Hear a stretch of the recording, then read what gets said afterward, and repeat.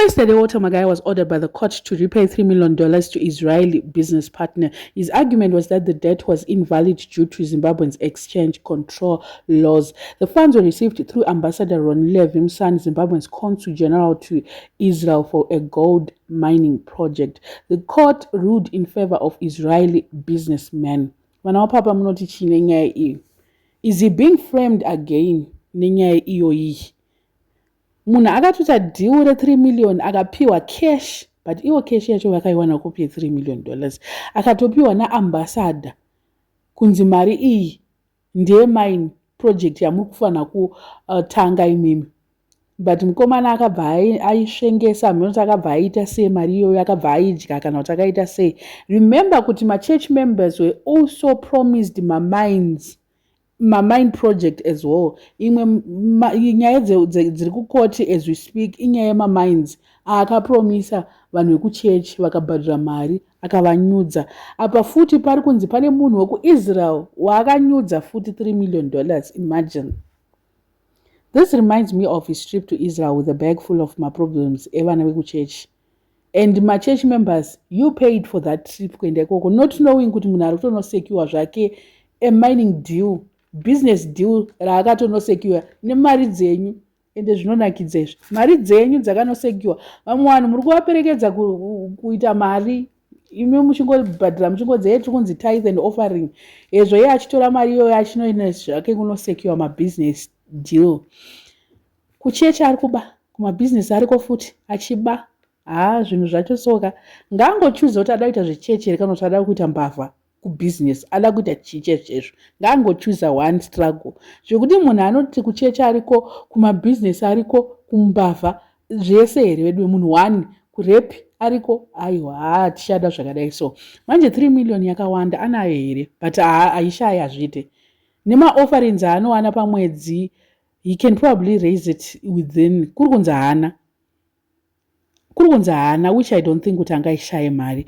Kurikunza hana, mari iyo anogona kutoireza 2-3 months anenge anayo, because kunonzi pamwedzi kuchechi kwamagaya kunobuda an estimate of 2 million per month. Ndo mari ino estimate kuti inobviswa nevanhu vekuchechi kwamagaya. 2 million. When are people going to accept that he's a hustler, not a prophet? And Magaya anoramba achingohasila muchechi, anohasila nevanhu vake vemuchechi. Akatarisa musoro so anenge achitoti anenge achitoona mari. Akatarisa midzoro yevanhu vemuchechi make anenge achitoona kuti mari. Ndo zvaanogona, ndo zvaanenge achitoona. Akaonawo pake, ngaadye paakawana ipapo. Ngaaramba achihasila, indoti ngaaramba achihasila. Please keep hustling with their hard-earned money. Ivo vanotengesa pamusika ivo vaya, chitovati huyai muside. Till varealize kuti madofo, ngaaramba achihasila navo ivo vanhu vacho ivavava.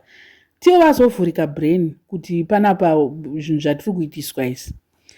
And now ane macases mangani. Can somebody answer to me kuti, can somebody have an estimate of my cases amagaya? Because my cases ake angari 70 something. And by the end of 2026 achapedzisira zvake ane macases kana 100 anogona kusvika. KuIsrael kwaakaenda instead of kunosiya maproblems akatouya nawo back nemascandals zvese. Ipapo mascandal after scandal kunge mwari zvaanoita so mwari ade kunemberwa boys rangu. You don't lie to God. Unodzoka uchiti wakaenda nekunosiya maproblems evanhu, iwo mwari obva wati unozvigona ka. Apa waane maproblems acho iwawo wakanosiya ipapo, wakabereka mukasecha ukati ndikunosiya maproblems. So instead of kunosiya maproblems kwakutoya nawo back kunoku zvinhu zvacho soka. Stadium iyaiya pamwe yakatowakwa ne$3 million. Hanzi nevanhu taisha kuti mari akaiwana kupi kuvaka stadium. Izvo iye mukomana akatovaka nemari yaiwana kumajudha uko. Manje majudha haada kupinza mahwana yakayaka. Aiwa majudha atambwe nemari dzavo manje.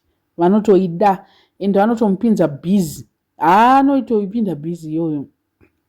I think kuti vakaona kuti ane mama cases, I don't know, ndofunga mbowatirege tubata tongoisa wedi papapa.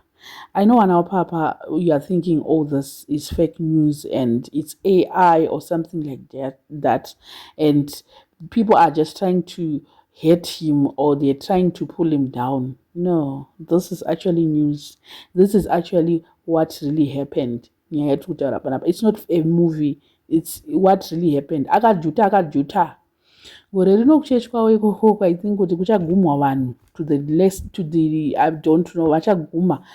Dai atodzidzisa ndotodzosa kuti chibage nyaya yechibage yaya akachiita ma$10 maapple ma$5 $10 anoireza within 2 minutes anenge atoireza kudhara.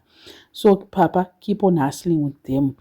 Gore rinori kuchechi vakataura kuti igore rekuchamhanyiwa. And theme iyoyoka ndiye achamhanya. Anga atozviona ndiye achamhanya zvekumhanya ende achamhanya achitiza futi nemajudha. Kuti nyadzisira munhu kunobira kumajudha uko kuIsrael kweso kunobira ikoko kuda kuti shoresa kuti maZimbabweans muri mbavha. Ndozvaada ngoita chete. I don't know what you guys think nenyaya iyi. Let me know in the comment section what are your thoughts panyaya iyi. Wasona subscriber, please make sure that you are subscribed and see you in my next video. Please target yedu, we are almost there for the week.